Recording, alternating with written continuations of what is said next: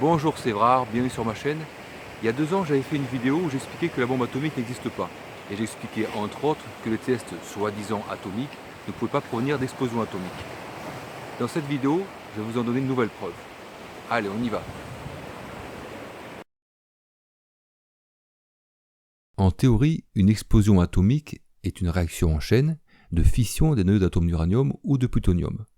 On ne devrait donc avoir qu'un intense flash lumineux très brillant, un fort dégagement de chaleur et un souffle avec éventuellement des débris soulevés du sol selon la nature du sol, ainsi qu'un peu de fumée provenant de l'explosion de la charge initiale. Et puis c'est tout.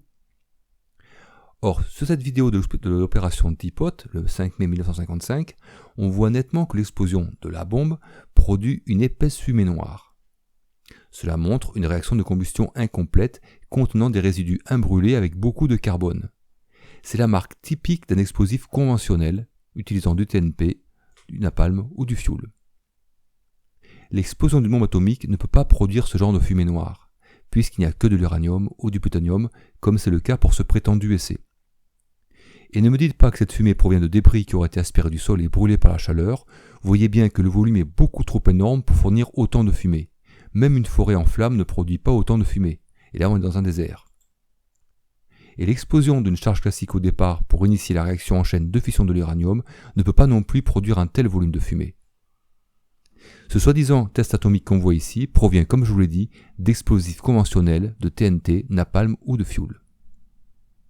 Vous n'êtes pas convaincu? Pourtant, le 28 septembre dernier, un pétrolier a explosé en Corée du Sud et voici les images qu'on a obtenues. C'est impressionnant, n'est-ce pas? On va superposer maintenant les deux explosions, en haut l'explosion soi-disant atomique et en bas l'explosion du pétrolier. Vous voyez que c'est très ressemblant. L'explosion soi-disant atomique produit exactement les mêmes effets que l'explosion du pétrolier. Un champignon qui se développe de la même façon, les mêmes flammes jaune-orangées et la même épaisse fumée noire. On remet cette séquence.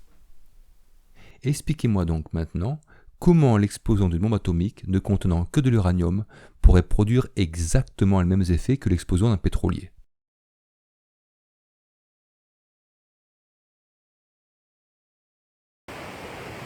Voilà, c'est tout pour aujourd'hui. Pour ceux qui ne l'ont pas encore vu, je vous invite à aller voir cette vidéo sur la bombe atomique. Je mets le lien dans le descriptif en dessous. Et pour tous les rageux qui disent que j'insulte les victimes d'Hiroshima et Nagasaki, je n'insulte personne. Parce que je précise encore une fois qu'il y a effectivement eu des centaines de milliers de victimes à Hiroshima et Nagasaki qui n'ont pas été décimées par une bombe atomique, mais bien par des milliers de bombes incendiaires au napalm, lancées par des dizaines, voire des centaines de bombardiers atomiques américains. Voilà, dans les prochaines vidéos, donc je reviendrai sur le sujet des géocentrismes et de la Terre fixe.